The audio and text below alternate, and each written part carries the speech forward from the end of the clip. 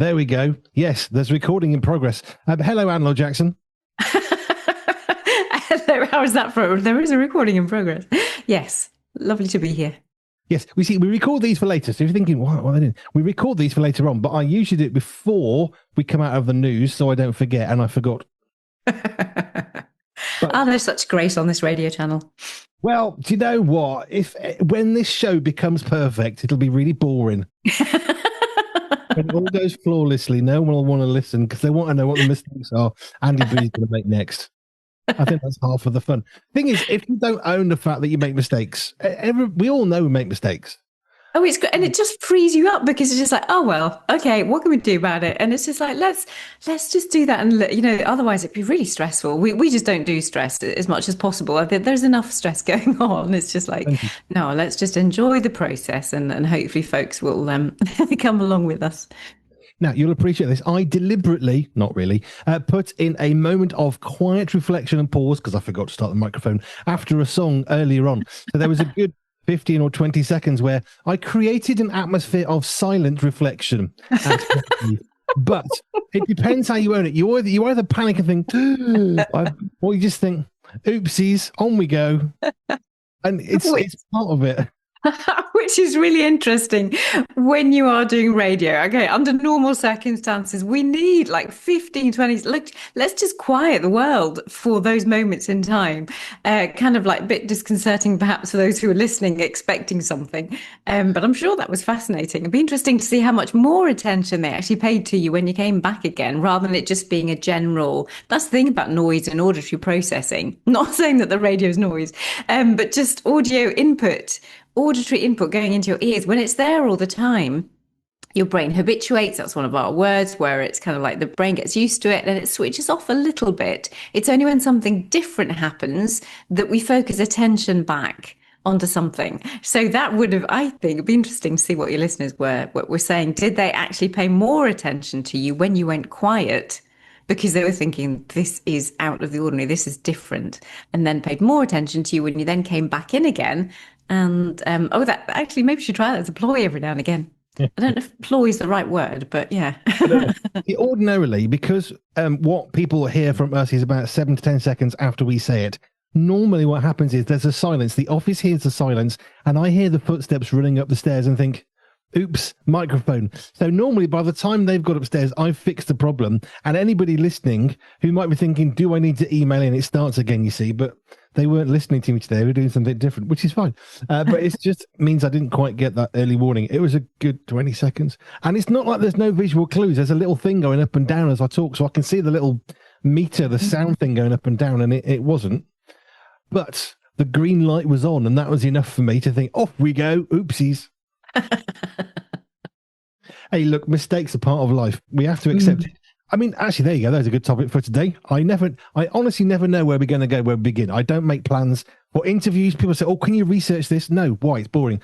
I want to ask you the right questions. The first question is not the 17th or the 18th, or the ones you want me to ask. And in the same way, I don't plan the topics that we talk about. We used to do that and we've changed it. And I like this. But let's talk about making mistakes in our sensory health. And how do you overcome it? Because you overcome it by getting over yourself, basically. You've got to realize you're going to make a mistake and just go with being a bit of a fool occasionally. However, making mistakes in sensory health, like any part of the world, let's take a toddler learning to walk. You put them on the floor, and what do? They start shuffling backwards if they're like my boys. Eventually, they start crawling forwards. Eventually, they stand up. If you're like my boys, way ahead of when they're supposed to stand up. Yeah, if they're standing up, let them stand up. Get on with it. They're doing it. And they started to walk. Now, initially, they start to fall over. They'll hold a settee or a table or your hand, and eventually they learn to get balance. And then they get a little bit overconfident, and then they fall over on their face, and then they keep going. Because the mistakes are equally important as part of guiding our learning of a new skill as anything else. So what sort of skills might we make in our sensory health that we just need to think, oops, let's learn from that and move on? Yeah, you have started with an absolutely phenomenal one. That's a banger of just an example of how our brains develop and the things that we need to do to help our brains and our bodies integrate well. Because the whole thing about sensory processing and sensory health is that there is often a mismatch between what our brain is perceiving and what our senses are actually taking in. So there's a perception, an organizational issue going on inside the brain, which is really, really similar to a toddler learning to walk. So we take that as an example because that can apply like at the later ages of life, when our older people are also tripping and falling, and they're at risk of falls and breaking bones because the bones are that brittle towards the end of life. But if we use the same principle, what you are doing and what that child is doing is getting all the information from muscles and joints, which is our proprioception, our vestibular system, which is that movement and gravity, which way up am I, how am I falling, so that if over time, as a child falls, whether it be falling off a bike or just learning to walk, there should be a reactive extension. That's when the arm goes out to save themselves. That is an instantaneous, phenomenally quick integration of the vestibular system and the proprioceptive system, that the brain realizes that it is moving, and it automatically fires off the muscles for a motor response. Right, I've got to stick my hand out, otherwise I am going to face plant and I'm going to hurt my nose, I'm going to break my nose.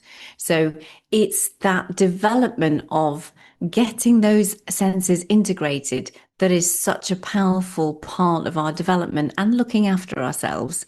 So that if you are at risk of falls at the end of life, one of the best things you can do is actually treat your vestibular system. Give yourself little balance tasks in a safe and supportive way so that you can keep your brain as active and as alert and as aware of what those different stimuli in your balance and movement systems are, so that we can keep it connected to your muscles. So you want to be continuing to do strength work and continuing to challenge your balance a little bit. Otherwise, we go downhill and we are so much more prone to falls and breaks. So let's use that example of being a little toddler, the importance of that practice, because that is how we get an adaptive response, which is one of those key words in my field, is that's exactly what we want to happen. We want a child to realize, oh, that wasn't great. I made that mistake, or I fell over, or I bumped into something. And therefore your brain learns to feed back. It assimilates, it gets together all of that information and feeds back and thinks without cognitively, without being really conscious of it, but it thinks, all right, how did my body do that? I'm going to do it slightly different the next time. And that is how children actually move from bum shuffling to crawling or to walking and walking well and running well, rather than tripping over all the time. I wanted to talk about 2 times I've had to learn to re-walk, which sounds odd as adult, but I wanted to come on to that. But one of the things that struck me was nature often teaches us how to do better engineering.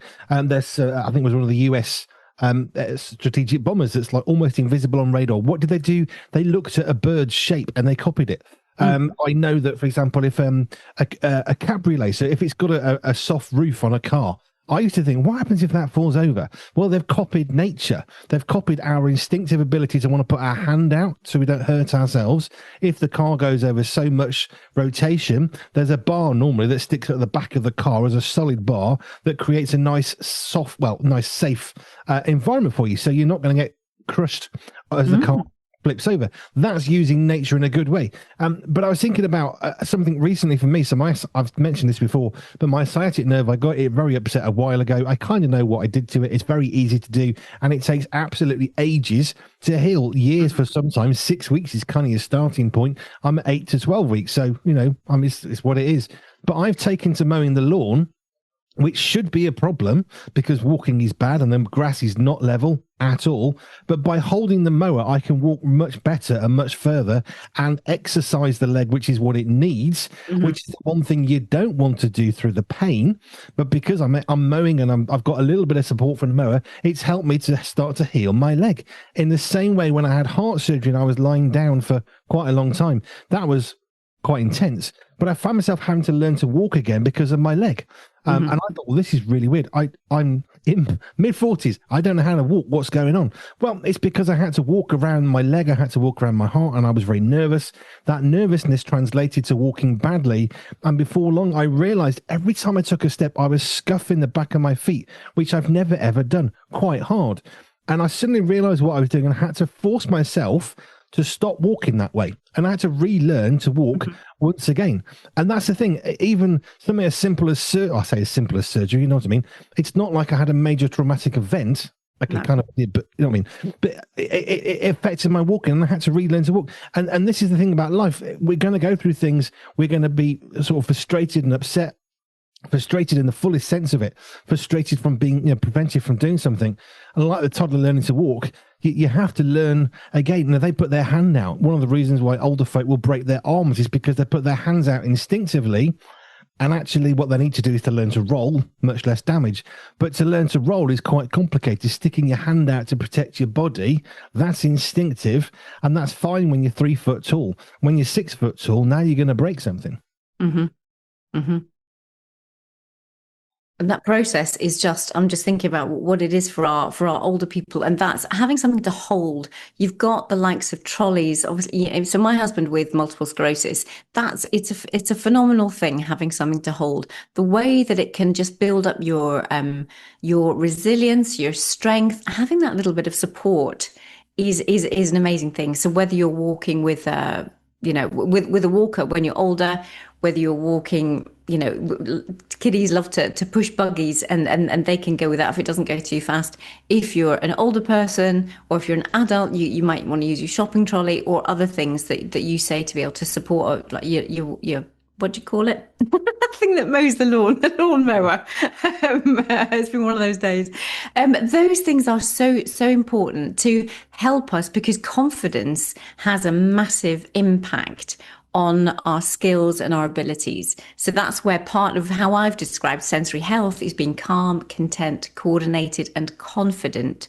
And if that confidence isn't there without a support, well, let's give whatever supports we can to then increase that confidence, so that then the skills will flow when there is more inner confidence about what somebody has to do and the skills that they have to undertake. I suspect one of my character strengths is I'm more comfortable and willing to say, do you know what, I'm struggling to walk because of something. I'm using a lawnmower to help me walk sometimes when I'm mowing the grass. I think because I care less about that, because you know what, if it helps someone, then great. There are things I won't share. It's not always necessarily relevant or helpful or appropriate. But mowing the lawn for me has become something really good, because trying to walk to exercise my leg where the sciatic nerve is bad is the best thing you can do.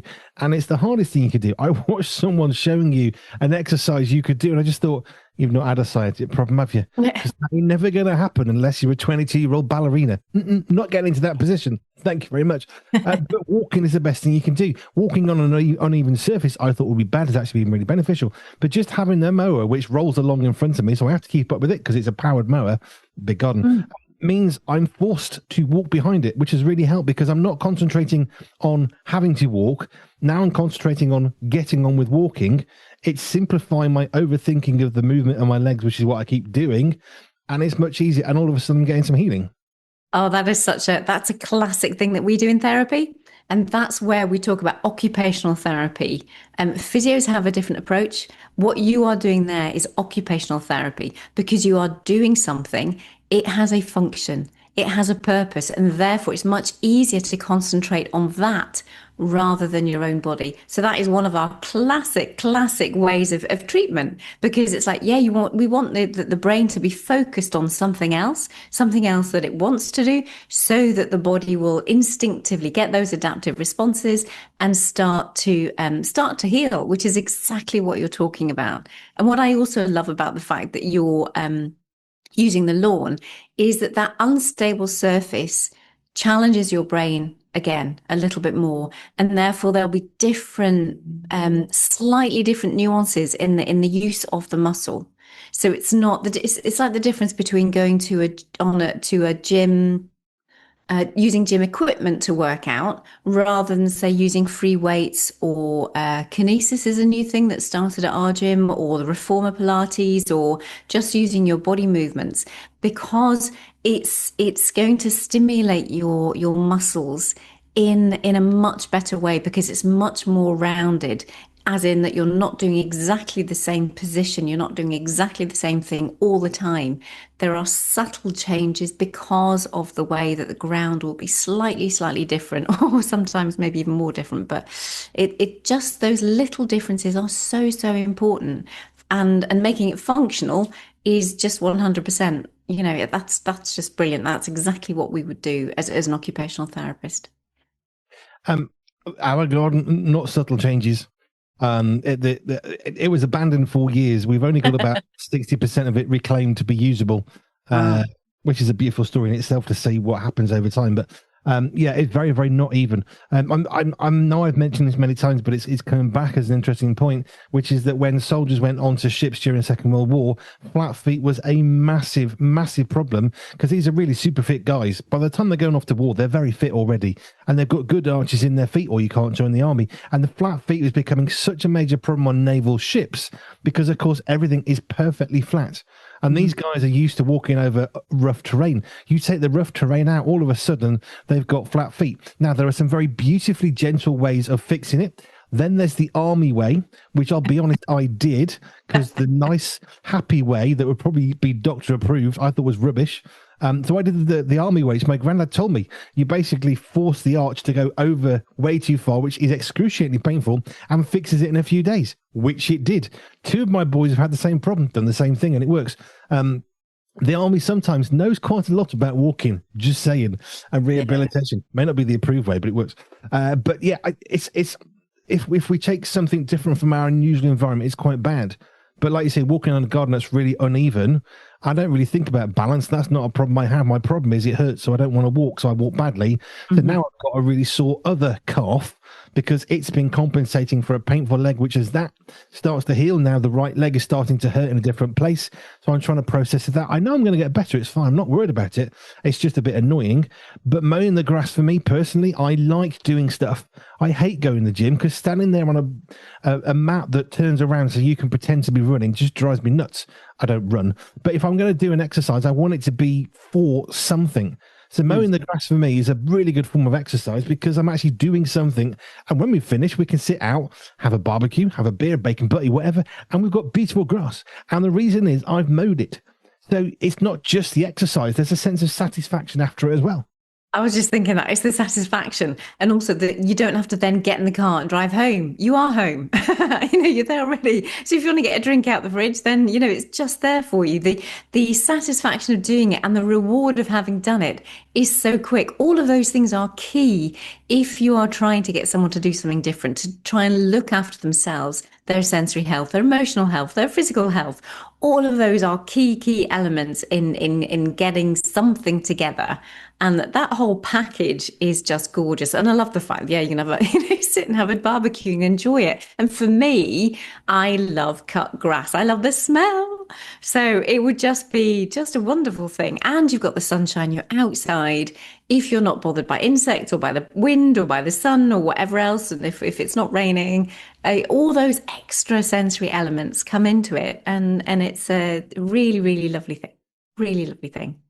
Mistakes that we can make. When I first had a sciatic nerve, got angered, I thought I'll stretch it out. It's a muscle problem, and I stretched it for about a week with tears coming down my cheeks of pain. At which point I thought, that's making it not just a bit worse, like really terribly worse. I stopped trying to stretch out the sciatic nerve, which is one of the bits of advice it says, don't stretch it, but I didn't know what it was. What are some of the common mistakes people make? Not necessarily that, but that's sort of an idea with sensory health, where they think, well, I know what this is, I'm going to do that to fix it. And actually, like me trying to stretch out a muscle when it's not a muscular problem, what is the sort of stuff that we might make mistakes with our sensory health? Yeah, that's a really good one.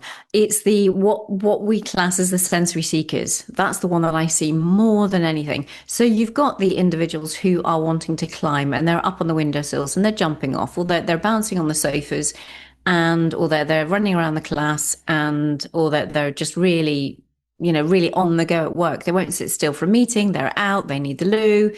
Or these typical sensory seekers, which just means that they're wanting more sensory input into their systems. It's often perceived that we need to give them more. That is one of the biggest mistakes. For some, that is the case. For some, they have not filled their sensory tank and therefore they need to get more input. They need more muscle work, they need more movement, they need more of whatever it is in order to fill up their tank. That's the only way I can think of doing it. Whereas for some people, doing that is only going to make things worse.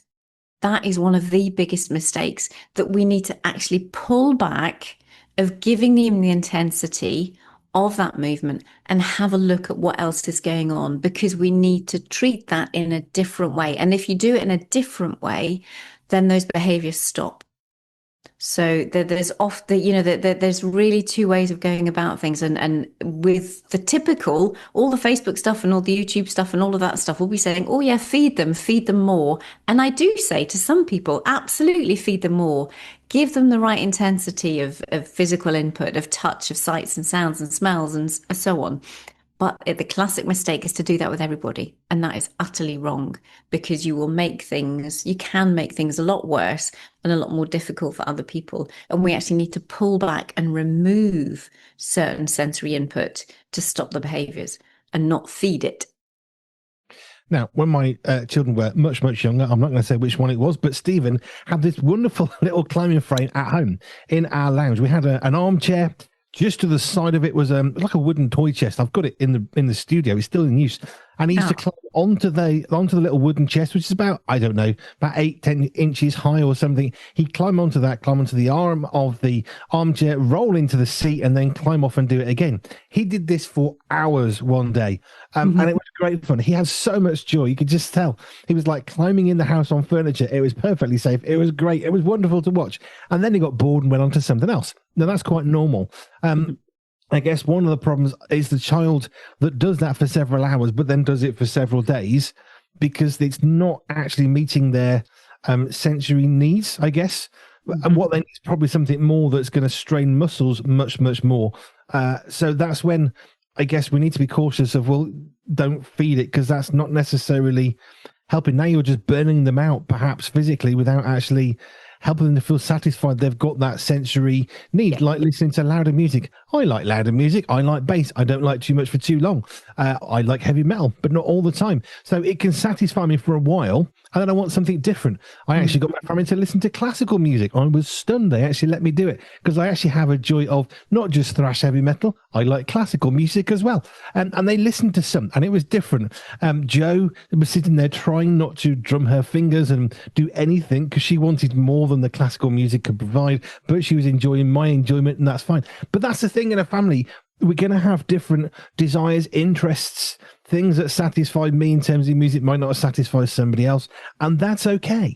It is okay. And that's that lovely thing of knowing the richness of life, when we can all be who we want to be, have elements of the day when we can be free to be who we are, and there's other times when we need to just hold back and honor the other person, do what they want to do, and we have that lovely interweave of life, and respecting other people, them respecting us, having some time out, having time on our own, having time with others, and that makes a real abundant life. That's a lovely sensory healthy life. What would be one, to finish this one, what would be one mistake that's the most common that people would make trying to help themselves with their own sensory health?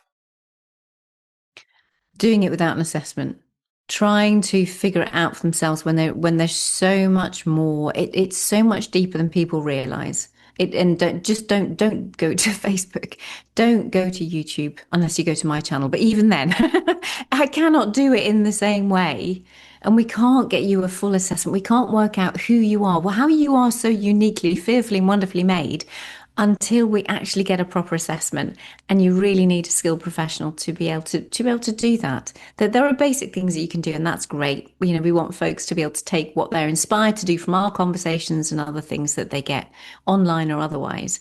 But if you are seriously wondering about something, then the biggest mistake you can do is thinking, oh, someone will grow out of it, or it will pass, or it'll be fine, and then that's not good, because you end up with burnout, you end up with shutdown, you end up with destroyed relationships, I won't even go into all the other things that, but it just spirals downhill and it really does not help.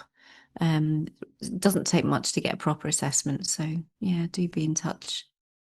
I guess a bit like the sort of the Google Doctor idea. No, I've read it on Google, therefore it must be. I've seen people when they share for the first time, I've got this particular condition, and you can guarantee, you can almost set your watch by how long it is before some individual come along. Oh, my auntie had this. What you need to do is X, Y, and Z. No, no, no, no. My uncle had it, and he did this, and it fixed him. And we've got to be so careful at the. I mean, I'm using the word judgments in a different context, but we make these judgments on people based on what we know, and we have a snapshot of their life. So when someone says, I've got, cancer of the bowel, oh, what you need to do is take this herb. Probably not. And actually, they've probably got a doctor if they were announcing it, and they've got a diagnosis, and probably the doctor knows more than you. Just saying. So you've got to be really careful when we throw out these comments that can be so damaging and destructive, because if it worked for one person, it should work for you. If it's not the same thing, maybe it's not going to have the same effect. It can have a much more damaging effect, which is why, as I've said from the start of these conversations, asking the question, are you okay? How are you doing? How can I help you? Or as one of the ways that you tried to help somebody really early on, well, how can I best work with this particular struggle that you have? And opening that conversation rather than the expectation of, well, I have this, you should know what to do.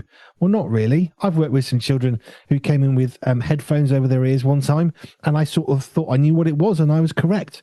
And then a number of years later, I met a different child who had headphones on. So why? Because I'm not trained in that way, assumed it was for the same reason. Now, the same end result, they wanted less noise for totally different reasons. One was because of hearing issues. One was because of sensory issues. It's the same end result of needing less noise. The reason why is massively different, and actually needed to be aware of that, because when she took the headphones off, she couldn't hear. It would damage her if she had too much noise. And the other child, it wouldn't be damaging physically. It could have been for that one. It was damaging to them emotionally because of the noise. And understanding that was so important.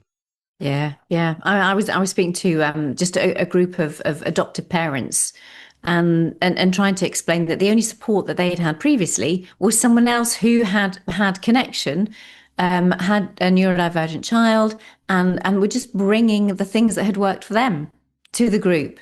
And some of them were trying things and thinking, no, no, that's not working for me. It might be working for you. It's not working for me. And therefore, it's really good to be able to go in and say, look, I'm here. Okay, let's not take those, what they call, the cookie cutter, the kind of like the menus of things, or what is it? It's no, not the recipes for something. It's you've got to pick from the menu according to your child. You can't just say, right, if you see this, then you've got to do this. That really doesn't work. There are general principles, but if we want to make it individualized, if we really want to make changes and make life better, then we have to make it personal. We really, really do. Thank you, Anne. I didn't know where we're going to go here. I never know where we're going to go, because that's kind of part of the fun. If you want to connect with Anne, if you're thinking, okay, how do I deal with this sensory healthy issue? Is it even actually a sensory healthy issue? Anne Laure Jackson is the person you need to speak to. Go to our website and connect with her that way. pure247radio.org, pure247radio.org/ALJ. You can put your questions to Anne Laure Jackson of Sante on Jersey. Thank you, Anne. Thank you. See you next time.